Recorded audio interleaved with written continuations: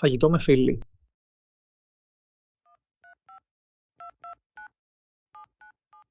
Έλα, Άννα, ο Νίκος είμαι. Έλα Νίκο, τι κάνεις, καλά είσαι? Καλά κι εγώ. Έχουμε πολύ καιρό να μιλήσουμε.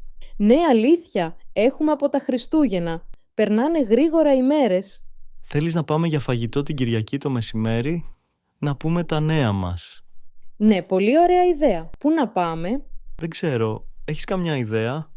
Ναι, μπορούμε να πάμε σε ένα εστιατόριο στο κέντρο. Έχει ωραίο φαγητό.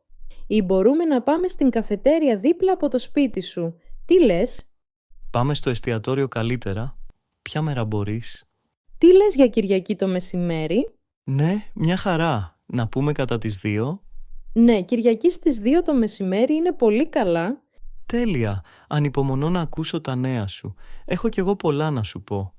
Και εγώ ανυπομονώ, τα λέμε την Κυριακή. Καλό βράδυ. Ευχαριστώ. Επίσης.